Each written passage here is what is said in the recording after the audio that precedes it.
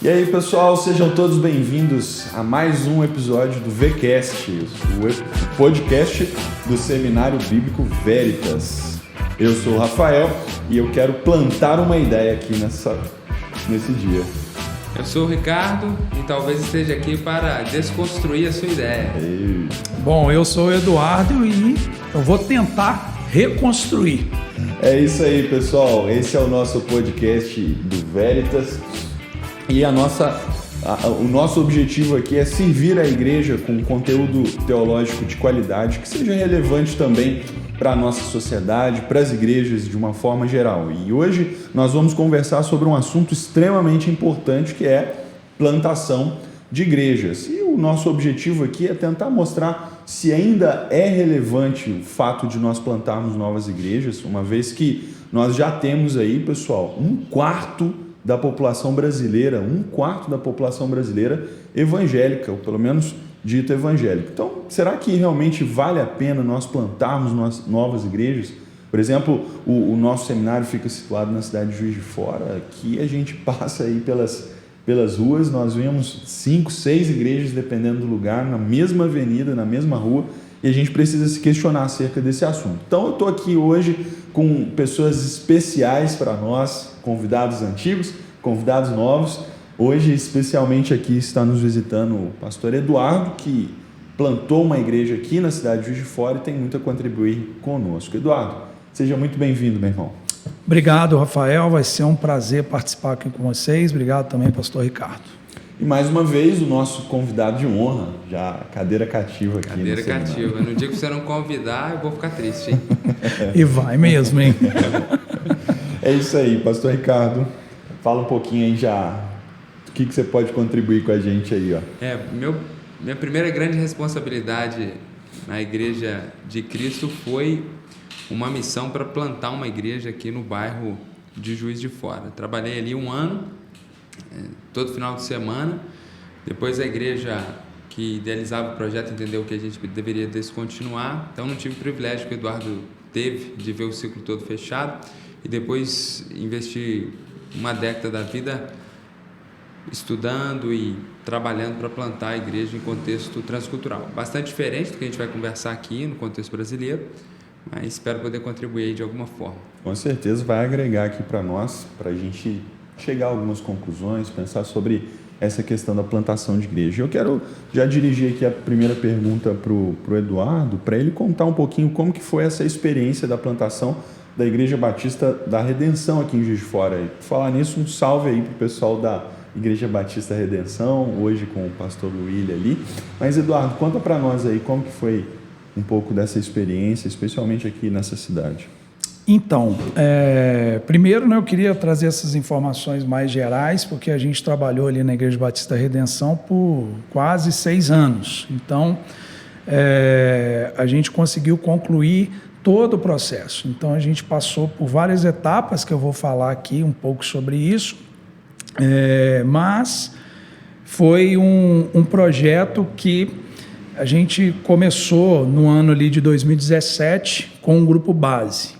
Então, quando a gente começou ali com o grupo base, antes disso, e aí é uma questão muito interessante, porque a gente ainda vai falar sobre isso e a gente está levando em conta que quem está ouvindo, ou também que está ouvindo, mas que tem um conhecimento a respeito do que é o mandamento bíblico de se plantar a igreja. Como diz, por exemplo, Hebreus capítulo 11, versículo 10, 25, que a gente não deve deixar de congregar, a questão do corpo de Cristo, em 1 Coríntios, capítulo 13. Então, isso tudo é muito importante, essa ideia de que nós devemos plantar a igreja. E a gente vai falar um pouco sobre isso ainda, mais ao final.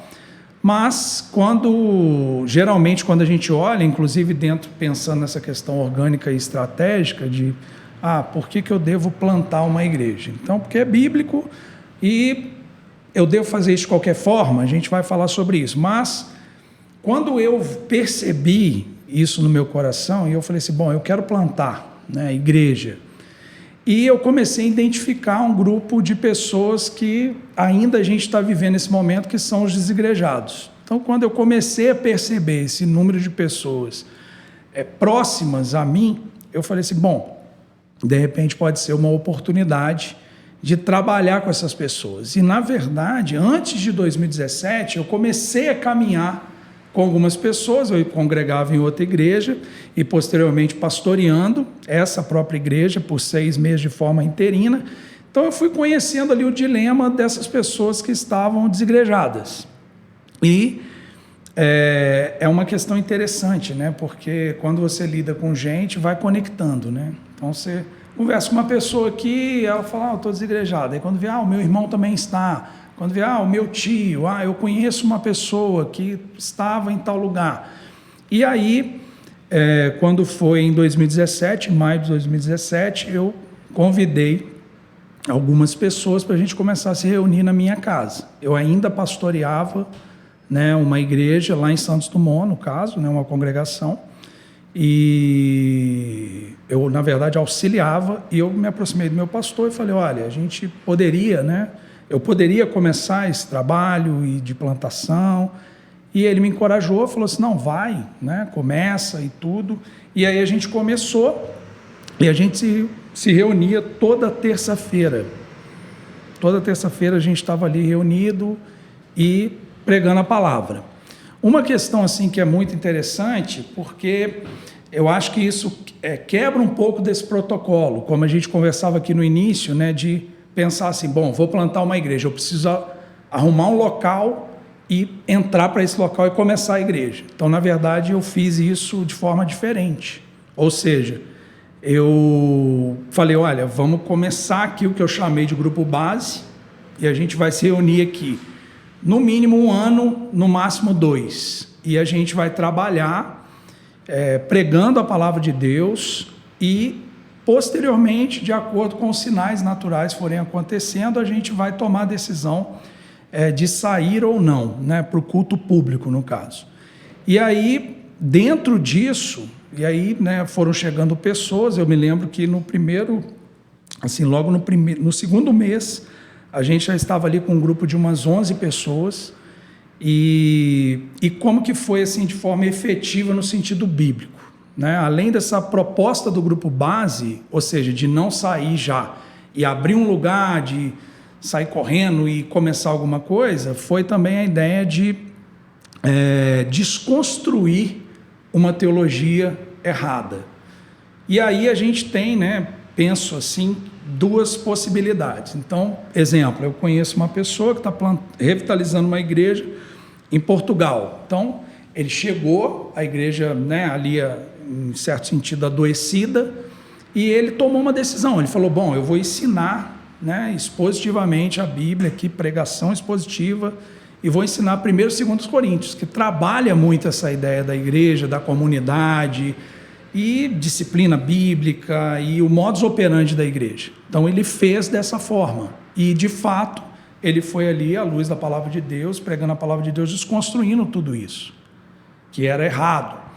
E como que as coisas foram sendo assim, foram se organizando a partir disso. No meu caso, no início, eu fiz diferente, eu comecei a trabalhar com temas. Então, vamos supor, pegar ali João capítulo 10, onde se trabalha a ideia de Jesus como um bom pastor e o mercenário como um falso profeta. É isso que o texto basicamente está apresentando. Então, na linguagem popular do evangélico brasileiro, vai se dizer que, né, no caso, o mercenário é o diabo. Então, quando eu chegava ali e apresentava esse tema, e obviamente, né, trazendo à luz das Escrituras e expositivamente, era assim um impacto muito grande. Então isso era algo muito interessante. Então a gente trabalhou assim nesse tempo todo, por 1 ano, e aí depois de 1 ano a gente começou já uma abordagem mais teológica, ensinar teologia bíblica, teologia sistemática e princípios também de organização da igreja, como por exemplo a própria questão das ofertas. Então a gente começou a trabalhar isso. E aí o pessoal foi entendendo, e com 1 ano e 9 meses a gente tomou a decisão de ir para o culto público. Então, quando a gente foi para o culto público, a gente já estava ali, né, com um número já de umas 25 pessoas, a rotatividade, E aí, indo para o culto público, a gente começou a trabalhar de forma mais efetiva. E aí, ensinando o evangelho, os pontos centrais e caminhando. E aí aconteceu algo extraordinário, né? Porque veio a pandemia. Um ano depois que a gente estava no culto público, mais ou menos 10 meses, veio a pandemia. Então, a gente viveu tudo isso, esse processo. E também dentro desse processo, a gente tinha a possibilidade de emancipar, né? De nos tornarmos igreja. Nós somos da Igreja Batista Redenção. É a Igreja Batista Redenção aqui em Juiz de Fora, né? Uma igreja independente, é batista e ligado, né? À Convenção Batista Brasileira e também os pastores, a Ordem dos Pastores Batistas do Brasil. Ou seja, essa possibilidade de você, porque quando a gente decidiu se organizar como igreja, nós buscamos uma igreja mãe, que foi uma igreja em Belo Horizonte, primeira igreja batista Vila Pinho, lá em Belo Horizonte, e aí nós nos organizamos, buscamos esse apoio da igreja mãe, como deve ser, para que a gente use o CNPJ, esteja assistido, e posteriormente a gente passou pelo concílio. A igreja passou pelo concílio, a igreja foi avaliada por pastores, e isso foi muito bom, aconteceu em 2021. Então a gente viveu todo esse processo e até aquela ideia, né, que se pergunta, quanto que uma igreja, uma congregação, um grupo, ele pode se tornar igreja? Então, quando ela se torna autônoma. Então, nesse caso, a gente tinha o sustento, a gente conseguiu, inclusive com o apoio de outras igrejas, e assim a gente efetivou isso e plantamos a igreja. E uma questão importante é que desde 2017 até o momento em que nós fizemos a transição, onde o pastor William assumiu, agora no ano de 2022, em agosto, eu escrevi um projeto. Então, a gente ainda vai falar sobre isso, mas eu escrevi um projeto e a gente seguiu ali a linha do tempo, né? do projeto, claro, muitas vezes adequando, muitas vezes revendo alguma coisa, mas assim, o cerne do projeto a gente seguiu. E foi impressionante, né? Uma última questão aqui sobre isso, que eu lembro que um pastor amigo, ele disse assim, não adianta você fugir, né, dos desigrejados, porque é impressionante como que sempre chegava esse grupo de pessoas para que eu estivesse pastoreando, cuidando.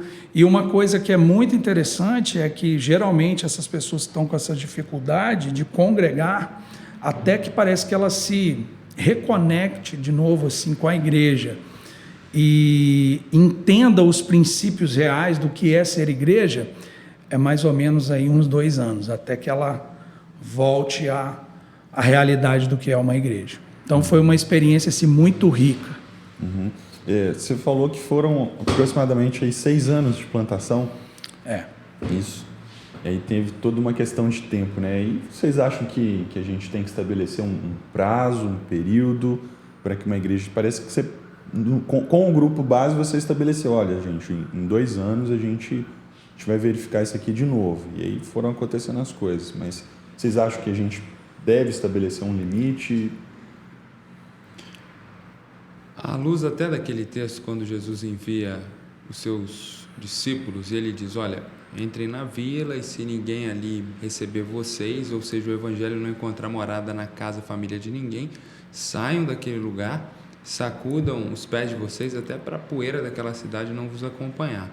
Eu acho que é um princípio que mostra que um projeto de plantação de igreja, ele se dá no tempo, no espaço, e um esforço realizado, e se não há retorno desse esforço, eu não acho que seria um abuso do texto a gente usar esse versículo para estabelecer esse princípio, que a gente deve usar essa energia em outro local, com outras pessoas.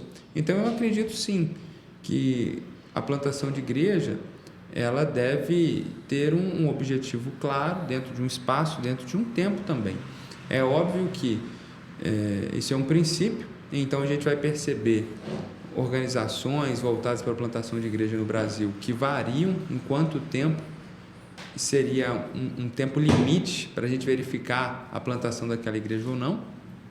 Muitas vezes a gente escuta esse tempo de 4 anos como um tempo interessante para você avaliar. Mais do que dizer qual é o tempo certo, o que eu posso dizer é que um projeto de plantação de igrejas que dura 10, 15, 20, 30 anos, para mim tem alguma coisa equivocada. Com 30 anos, se você não plantou uma igreja numa realidade brasileira, com um quarto de evangélicos, onde não há resistência efetiva contra o evangelho, contra o missionário, tem alguma coisa equivocada. Ou o coração daquela cidade, ou a metodologia utilizada, ou o trabalhador, alguma coisa tem que ser revista. Então, eu acredito sim que é muito importante a gente ter, como o Eduardo teve, um projeto que visualiza um tempo e dentro desse tempo você ter marcos para você avaliar a permanência ou não do investimento desse recurso.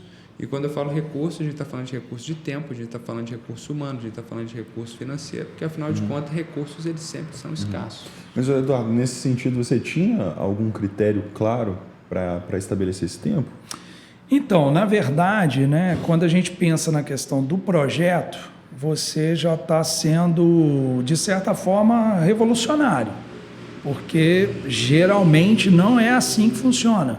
Então, você pensa, idealiza e aí você diz, não, eu vou ali para um lugar.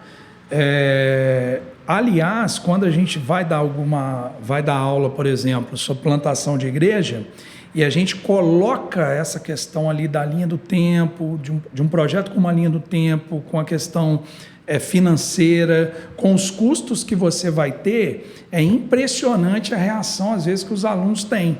A dificuldade, porque isso não cabe, inclusive dentro do momento que a gente está vivendo cultural, onde as coisas têm que acontecer muito rápido, as coisas precisam virar de qualquer maneira e do nosso jeito. Então, nesse sentido, se a gente até pensa, tem aquele livro até do Heber Campos Júnior, sobre tomando decisões segundo a vontade de Deus, e além da vontade prescritiva, que é a palavra de Deus, e a gente tem ali o mandamento bíblico de plantar igrejas. Eu me lembro que o Mark Dever falou naquela plenária que a gente foi antes da pandemia, em 2020, ali no Seminário do Sul, no Rio, e ele falou isso claramente, né? O pastor Ricardo estava, nós estávamos juntos, e ele falou isso claramente, sobre Hebreus capítulo 10, versículo 25. Ele falou, não deixe de congregar. Ele falou, isso aqui é um mandamento. Então, à luz do mandamento, ou seja, a gente vai entender, mas até dentro disso que o Heber Campos fala, né, de você tomar decisões segundo a vontade de Deus. Então, você tem a vontade prescritiva, que é a palavra de Deus, você tem os sinais naturais. Ou seja, tudo que nós fazemos à luz da realidade, nós trabalhamos com o tempo. Então, nesse sentido, como eu disse, né, eu escrevi um projeto, e aí eu já limitei essa questão, por exemplo, com o grupo base. O fato de eu dizer assim, olha, eu não vou já para um lugar, mesmo que tenham muitas pessoas, eu não vou. Então, nesse caso, eu já estou me submetendo ao tempo. E aí, eu fui seguindo essa linha ali, olha, vamos para o culto público, vamos emancipar posteriormente, vamos construindo, vamos dando passos, né, de acordo com o que acontece numa igreja, além das questões mais objetivas bíblicas, mas também no sentido de serviço do ministério. A gente foi seguindo isso, mas eu também concordo com o pastor Ricardo, e eu lembro-me, e acredito que vocês também, o Hernandes Dias Lopes sempre falou sobre isso, né? Eu me lembro de ouvir o Hernandes Dias Lopes falando isso há 20 anos atrás. Olha, gente, a igreja, ela precisa crescer de alguma maneira. Então, se a igreja ela não está crescendo, a gente precisa rever alguma coisa. Então, nesse sentido, eu concordo com o pastor Ricardo, que a gente tem que ter uma ideia mais fixa nesse sentido de que pode chegar um tempo que a gente precisa rever alguma coisa. A gente falou aqui, olhando para a conversa, a gente falou em termos de metodologia. O Ricardo colocou isso, o Eduardo também colocou essa perspectiva de perceber o contexto, perceber o momento. E muito tempo atrás, bom, não sei se tão muito tempo atrás assim, mas parece que especialmente na tradição batista, havia uma proposta de plantação de igreja muito orgânica, uma coisa muito natural. Então, se havia ali 3, 4 pessoas reunindo na casa do Eduardo e de repente chegou mais 5, aquilo vira um ponto de pregação, aí alguma outra igreja, a igreja mãe daquele grupo já vem com algum tipo de ajuda, aquilo se torna uma congregação e futuramente se torna uma igreja. Então parece que é uma coisa muito orgânica, muito natural.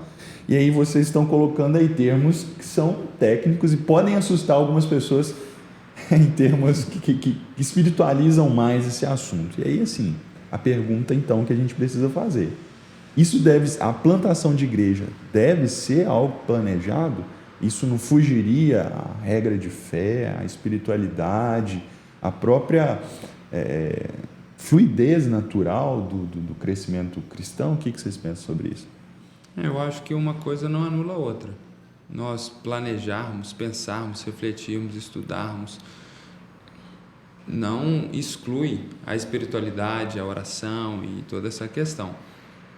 Também a gente não pode dizer que é errado essa forma orgânica, porque a maior parte das igrejas dentro da nossa tradição foram plantadas dessa forma.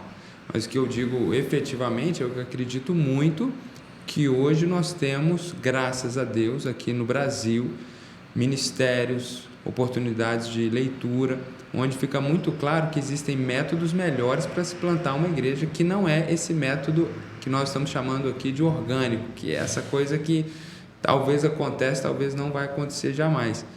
Eu acho que se a gente planejar, usar as melhores ferramentas para isso, à luz de todas as nossas ferramentas espirituais, mas também da leitura, da reflexão, da experiência de outras pessoas que são bem capazes nisso, eu acredito que isso é o melhor caminho. Então, para mim, plantação de igreja está muito mais ligado com um projeto espiritual do que um movimento orgânico como ou estratégico, né?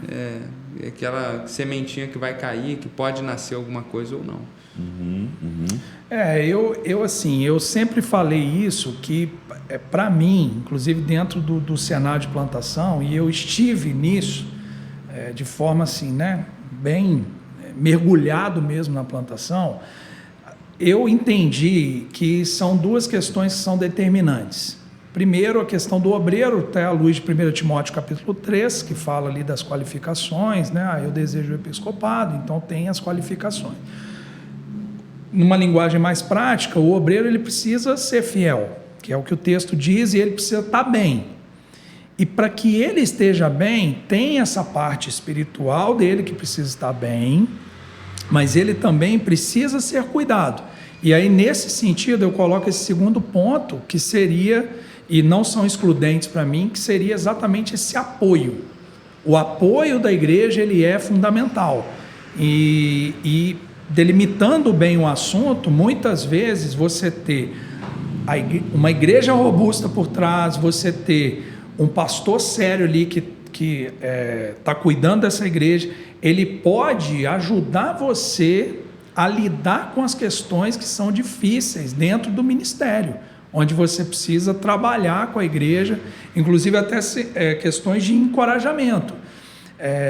Então, nesse sentido, é óbvio que a gente está apresentando um termo que, como o Rafael acabou de dizer, ele pode gerar algum desconforto, mas a gente está tentando trabalhar num equilíbrio. Então, igual essa semana, ou melhor, recentemente, conversando com um plantador, e ele saiu de uma grande igreja em São Paulo e foi plantar uma igreja em Belo Horizonte. E ele foi, assim, como missionário mesmo, chegou, procurou, olhou os lugares, tem 1 ano e pouco que ele chegou lá, ficou olhando lá em BH e Deus foi direcionando. Então, nesse sentido, a gente não perde isso, né, que o Ricardo acabou de dizer, que essa ideia da graça de Deus mesmo, da direção de Deus, do desejo de Deus que novas igrejas elas nasçam, né? Então, quando a gente até olha a forma orgânica que funcionava ali no Novo Testamento, a gente não vê assim claramente uma apresentação, né, de um projeto. A gente consegue enxergar, por exemplo, a intencionalidade, a inspiração ali do Espírito Santo para que os homens escrevessem questões, a gente entender termos, inclusive como esse mandamento de Hebreus. Mas você vê Paulo chegando em grandes cidades, plantando igrejas, saindo, ou seja, vai multiplicar, a gente consegue perceber isso.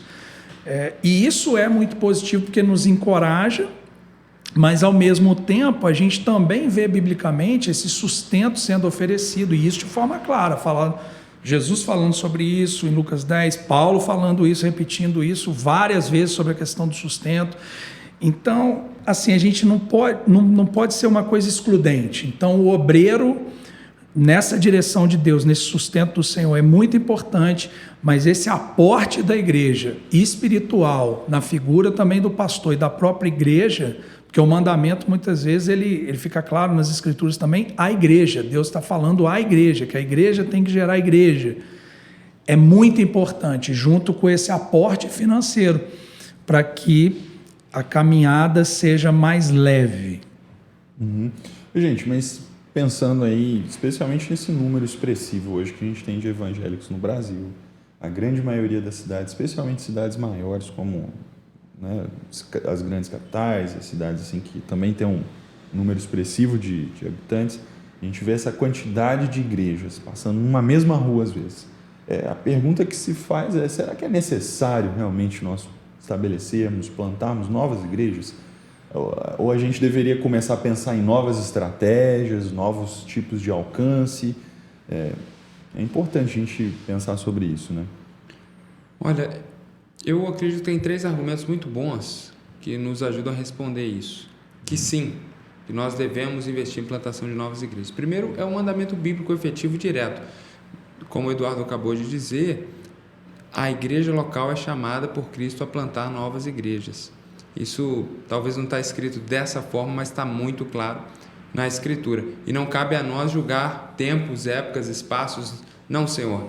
Vamos usar todo o dinheiro que temos para a infraestrutura do nosso próprio grupo, porque nós já temos 1/4 de evangélicos no Brasil. Eu acho que não é uma desculpa plausível. Então, primeiro, é uma questão bíblica. Segundo, é uma questão de entendimento que hoje nós temos 1/4 de evangélicos no Brasil. Isso significa que essa sociedade viva nesse momento, 1/4 dela é evangélica. Mas uma próxima geração virá e elas não são nascidas evangélicas. Então, se nós não plantarmos outras igrejas, daqui uma geração, 2, 3 gerações, nós não teremos 1/4, porque esses evangélicos, alguns deixarão de ser evangélicos, todos eles em algum momento não estarão mais na terra.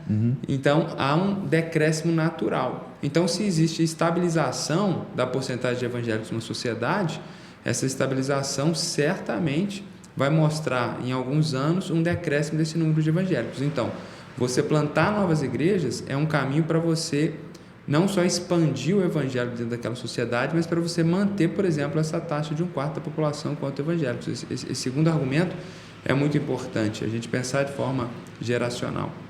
E um terceiro é uma compreensão também de que a nossa comunidade local ela é incapaz de alcançar toda a cidade na qual nós estamos inseridos, pensando numa cidade como Juiz de Fora, do tamanho dela.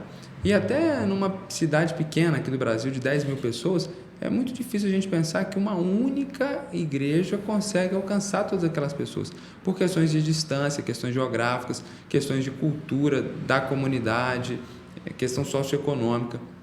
Então, quando nós plantamos outras igrejas, nós estamos dando uma declaração de humildade de que nós temos que alcançar todas as pessoas para Cristo. Isso é um imperativo bíblico no que diz respeito, pelo menos, à nossa intencionalidade, porque existe a questão da soberania de Deus, óbvio, mas a gente reconhece humildemente que nós não temos todas as ferramentas e nós não alcançaremos todas as pessoas. Então, se nós estamos plantando novas comunidades, nós estamos gerando oportunidade de pessoas que talvez não vão se encontrar na nossa comunidade, se encontrem naquela outra comunidade que vai ter uma outra cultura, uma outra liderança, um outro perfil, porque a verdade é essa: muitas pessoas entram em determinada comunidade evangélica, não se sentem bem, vão em outro local e se sentem muito confortáveis por causa de uma série de questões e acabam ali conhecendo a Cristo e caminhando com Jesus. Então, apesar de 1/4 de evangélicos aqui no Brasil, eu acredito que é fundamental. Haja visto o exemplo da Europa, que já teve uma porcentagem de evangélicos muito mais alta e hoje é visto como um continente a ser alcançado para Cristo. isso que o Ricardo está falando é algo assim muito importante. E se a gente pensar, né, bom, tem cidades que não tem, né, nenhuma igreja evangélica no Brasil. E esse trabalho, ele sempre vai estar desafiando a igreja, como a gente acabou de dizer. E nesse sentido, essa questão do tempo, porque do tempo que a gente precisa dar para que a igreja aconteça também, para que ela vá, né? Como se a gente pensar na metáfora de uma planta mesmo, que você coloca ali a semente e ela vai crescendo. E muitas vezes, quando você olha contextos, inclusive dentro da própria cidade, a gente vai ver que tem bairros que eles são, por exemplo, pensando dentro do nosso contexto, né? Onde tem muitas igrejas evangélicas, né? Falando do nosso contexto. Mas a gente não vai, às vezes, fazer esse julgamento de tipo assim, qual igreja que é bíblica, né? Ou onde Jesus está salvando as pessoas. Mas, se você enxerga ali, como o pastor Ricardo acabou de dizer, uma possibilidade, você enxerga, inclusive, bairros que são bastante isolados, de pessoas que, às vezes, ele não vai ter coragem de pegar um ônibus e chegar. E até dentro dessa ideia orgânica, mas no sentido bíblico, do que é ser igreja, que pensando ali na figura do pastor, de uma liderança bíblica, a gente vai falar ainda sobre isso, você vê que é algo muito importante. Então, né, quem dera se a gente tivesse vários que desejassem o episcopado e, né, se voluntariassem a servir a Deus, seguindo ali as prescrições de 1 Timóteo capítulo 3. Tá, mas então qual tipo de igreja nós estamos à procura? Qual tipo de igreja nós queremos plantar? É uma igreja contextualizada? É uma igreja mais formal, mais próximo da Bíblia, com uma linguagem mais missional, com uma linguagem mais contemporânea? Que tipo de igreja então nós estamos buscando a partir dessas reflexões que a gente fez aqui? Eu acho que a grande chave é o que o pastor Eduardo acabou de dizer. Ele usou uma expressão ali que é muito importante. Igrejas precisam ser bíblicas, ou em um termo mais contemporâneo, precisam ser saudáveis. Ser saudável é ser a igreja como a Escritura determina que devemos ser. E igrejas saudáveis, ou pessoas que querem plantar uma igreja, precisam plantar igrejas saudáveis. Se essa igreja vai ser direcionada a alcançar um grupo mais tradicional, uma faixa etária um pouco mais avançada, ou um grupo de pessoas de faixa etária mais jovem, tudo isso é relativo, é flexível, e cabe à igreja que está gerenciando o projeto ou o plantador determinar isso. O que é certo é que nós precisamos plantar igrejas saudáveis. E aí vem a pergunta, né? O que é efetivamente igreja saudável? E aí eu gosto muito de recomendar Mark Dever e o Ministério 9 Marcas, que existe para isso, para nos ajudar a compreender o que é a igreja saudável. Eles desenvolveram 9 princípios ou 9 marcas, né, que definiriam o que é uma igreja saudável. Na verdade, reconheceram, né? Reconheceram. Porque o pessoal trata muito os 9 marcas como uma metodologia, mas não é, né? Exatamente, reconheceram na Escritura, e eles acreditam que existem 3 marcas essenciais, que é um entendimento correto do Evangelho, uma teologia bíblica e a pregação expositiva. Que sem essas 3 marcas, a gente talvez não poderia chamar aquela comunidade de igreja. Seja qual for a forma, seja quais forem as marcas que a gente reconheça, o importante é que essa comunidade esteja envolvida na plantação de uma comunidade que reflita a comunidade do Novo Testamento. Eu particularmente acredito que eu olho para o Novo Testamento e eu vejo igrejas centradas na Escritura, igrejas logocêntricas, igrejas que se reúnem e o grande centro é o Cristo e a sua palavra. Então, nesse sentido, ser uma igreja cristocêntrica ou logocêntrica, para mim, logocêntrica de logos, né, centrada no logos, na palavra, na Escritura, para mim, são sinônimos. Eu vejo igrejas que têm uma liderança crível, ou seja, uma liderança que reflita a liderança como estipulado na Escritura. vejo uma membresia saudável, a comunhão, a vida, o orgânico, o espiritual, e esse olhar não só para Cristo ou para o lado, mas esse olhar também para os de fora, que é esse caráter missional da igreja. Eu acredito que se eu fosse plantar uma igreja hoje, eu trabalharia muito a partir desses 4 princípios, para que essa comunidade que fosse nascer tivesse muito forte essas 4 características: uma liderança que estivesse envolvida na plantação crível, uma igreja que crescesse não pela contemporaneidade, mas sobretudo que atraísse as pessoas pela palavra pregada com profundidade, ao mesmo tempo com simplicidade e criatividade, e uma igreja que fosse marcada pelo amor, pela comunhão, e que desde o início estivesse envolvida em alcançar pessoas e aí depois de alguns anos plantar talvez uma outra comunidade. Quando a gente fala, né, sobre igreja bíblica, a gente fala assim, a gente quer plantar uma igreja bíblica. Então, automaticamente as pessoas estão achando que isso às vezes soa, né, para algumas pessoas como uma arrogância. E, na verdade, uma igreja bíblica ela não é uma igreja perfeita, mas ela é uma igreja que submete-se, busca, na verdade, submeter-se à palavra de Deus, e à luz da palavra de Deus, ela firmar-se. Isso é uma questão muito importante. Nesse sentido, essa semana também, conversando com alguém, e aí a gente conversava sobre a questão da idolatria, num sentido amplo, geral, enfim. Ou seja, que até a própria comida pode se tornar um ídolo. E aí a pessoa dizia, né, bom, é possível viver sem os ídolos? E eu falei assim, olha, é possível. Eu falei, eu acredito que é impossível, porque em todo momento, como diz o Calvino, o nosso coração é uma fábrica de ídolos, então a gente vai estar lutando contra isso através da palavra de Deus. Mas é possível a gente não servi-lo. Então, dentro dessa proposta. Então, nesse sentido, quando nós partimos do pressuposto bíblico do que é uma igreja, ou seja, e aí a gente vai falar do que é a igreja. A igreja é composta por cristãos. Então, quem são os cristãos? São aqueles que são encontrados por Cristo, são redimidos e agora eles têm uma nova mentalidade, à luz ali do que Paulo diz aos Coríntios, ou seja, uma nova criatura, também aos Romanos, ou seja, apresentando um culto racional que tem tudo a ver com essa comunhão entre os santos. Então, ou seja, tem essas prescrições bíblicas que elas não são arrogantes.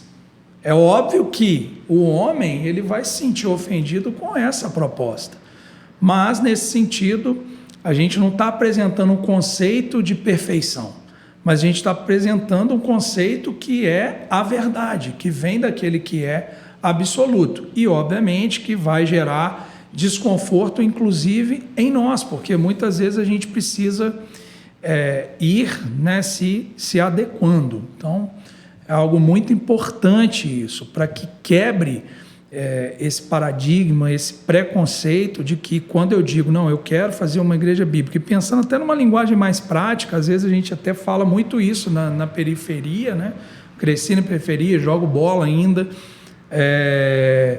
que assim, tem gente que é ruim mesmo, tem gente que está agindo com maldade, mas tem muito pastor que é sério, tem muita igreja que é séria.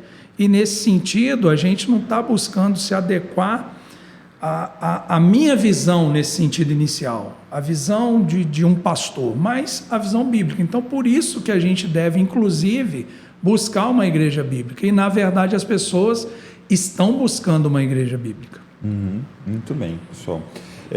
Para a gente terminar aqui o nosso bate-papo, o que você faria de diferente, Eduardo, no seu tempo de plantação de igreja? O que eu faria diferente? Poxa, você não é meu amigo, não, cara? Pergunta bomba para finalizar. Assim, tem que ser no improviso. Mas aí tem que responder numa palavra? Numa palavra. Não pode, ou pelo menos numa frase. Não pode fazer uma construção teórica. Não. Tem que ser assim.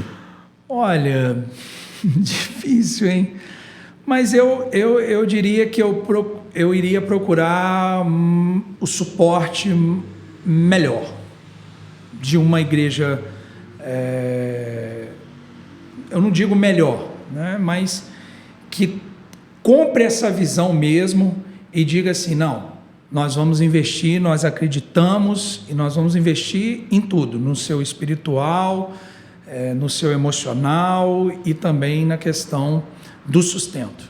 Então, igrejas plantam igrejas para que sejam plantadas de uma forma adequada, elas precisam realmente se lançar nessa visão, não apenas algo romântico ou um projeto de poder pessoal, não é? Tem uma questão assim daquele livro A Treliça e a Videira, né? É muito interessante, porque dessa metáfora, né? Bom, a treliça, né? A videira, ela precisa ali da treliça para ela crescer. Então, ele chega em um momento ali, os autores, numa parte do livro, que eles dizem assim, olha, esse desconforto é bom também. Então, às vezes, você ter que mexer na estrutura que está funcionando para que você plante outra igreja ou novas igrejas, é algo positivo. E a gente consegue, né, à luz dessa percepção, ver isso acontecendo no Novo Testamento. Então, por exemplo, quando você pensa lá no Concílio de Atos, parece que é uma coisa muito organizada, né? Tudo bonito. Imagina, né? Aquela confusão, os judeus para lá, o pessoal seguindo lá a religião, fazendo sacrifício, aquela confusão, perseguição, e os discípulos tendo que se reunir ali e realizar um concílio, e a chegada de Paulo, falando, quem que é esse cara? Será que a coisa... Então, assim, não era uma coisa agradável, não. Eles sentaram numa sala, né, e falou, gente, vamos resolver aqui, vamos deliberar e tudo. Não, foi uma coisa desconfortável. E, nesse sentido, eu penso que isso é muito importante, porque tem muita gente com sede. Na verdade, Jesus que falou isso, né, e pelo visto, né, os que amam escatologia, igual o Rafael... eu também amo, pastor Ricardo também. Esse fica os para o campos, próximo podcast. mas os campos continuam brancos, então a gente precisa anunciar o evangelho. Legal. E aí, nesse sentido, Ricardo, como pastor presidente da igreja, o que é fundamental como visão para uma igreja plantar uma nova igreja? Eita. Tá vendo? A gente aperta de todos os lados. É porque ele é o chefe, aí a gente... Isso aí. Olha, em 2 palavras. Ser bíblica. Eu acredito que se a igreja, ela quer ser igreja como a Escritura diz, o fim dela na terra é adorar a Cristo plantando novas igrejas. Eu acho que é impossível uma igreja bíblica e saudável não se envolver com a plantação de outras igrejas. É óbvio que algumas vão se envolver enviando missionários para o outro lado do mundo, enviar recursos para o outro lado do mundo, investir financeiramente, outros vão coordenar projetos de plantação de forma total. Então, quando eu digo ser bíblico e envolver-se efetivamente, não significa que toda a igreja precisa fazer o processo todo, porque às vezes tem um recurso financeiro, mas não tem humano, mas não tem o financeiro. Mas, particularmente, eu visiono isso para a nossa comunidade, para a comunidade onde eu sirvo. Vai chegar um momento, e acredito que é breve, que a igreja, compreendendo algumas questões, é um processo natural que a gente obedeça a isso e efetivamente se engaje na plantação de uma nova comunidade. Não é errado nós pensarmos em crescimento, né, de igreja, que às vezes as pessoas também elas espiritualizam tanto essa coisa. Não, a gente tem que não pode pensar nisso, não vamos pensar nisso, porque isso aí é coisa de igrejas emergentes que estão pensando em crescimento. Então não é errado, né? E é até importante pontuar, quando a gente fala de plantação de novas igrejas, é numa perspectiva da nossa tradição congregacionalista, ou seja, com um grupo de pessoas preparadas e treinadas, ir a uma nova localidade, dentro de um determinado tempo, plantar uma nova comunidade, que vai ser independente da nossa. A ideia não é ter igrejas satélites ou um sistema episcopal onde todas se submetam a nós. Pelo contrário, é a visão que nós entendemos ser bíblica, que é congregacionalista. Plantamos novas igrejas que são autônomas em relação à nossa comunidade. Então, não é um projeto de poder, não é manter todo mundo na nossa rede, mas é plantar efetivamente uma igreja para a glória de Deus. Isso que você falou, né, é uma questão muito interessante, porque a organização ela está em Deus. Então, quando a gente percebe, né, inclusive dentro da questão da própria Trindade, da Trindade pensando na forma da economia da Trindade, a gente vê essa organização em Deus. Então, não há problema nisso. A questão não é se o pastor vai estar com terno, não é se a igreja vai ser bem apresentada, né, fisicamente ali, na sua estrutura, mas é se essas pessoas que estão ali estão buscando na palavra de Deus, né? Firmar-se como igreja. Isso é muito importante. E, nesse sentido, é um grande desafio, porque... e quem é pastor, como nós aqui, sabe como é desafiador, mas também é prazeroso cuidar da igreja que não é nossa, mas a igreja de Jesus. Pessoal, depois disso, a gente vai ficando por aqui, encerrando mais um VCast. A gente quer agradecer mais uma vez a todos vocês que nos assistiram até esse momento e também pedir para que você compartilhe, curta, se inscreva também no nosso canal, para que mais e mais pessoas tenham acesso a esse conteúdo de qualidade, para estabelecermos também igrejas que sejam relevantes a partir dessa educação teológica. Se você deseja conhecer um pouco melhor do nosso seminário, você pode entrar nas nossas redes sociais, @Seminário Veritas, lá do Instagram, e ali você vai ter acesso aos nossos cursos, que inclusive nós também estamos oferecendo a modalidade EAD. Em breve, aí, em algum momento do vídeo, talvez você já tenha acesso a essa modalidade EAD também, e a gente vai poder compartilhar muitos assuntos, inclusive plantação de igreja também, que é um assunto fundamental aí para aqueles que desejam estabelecer igrejas saudáveis. Bom, a gente vai ficando por aqui, agradecendo também ao Recorda Digital, com o nosso amigo Léo, que tem contribuído bastante para que esse podcast aconteça. Ricardo, mais uma vez, obrigado pela presença. Obrigado, pastor Rafael. Valeu, Eduardo. Seja muito bem-vindo. Volte outras vezes aí, meu amigo. Muito obrigado. É isso aí, pessoal. Deus abençoe. Até a próxima.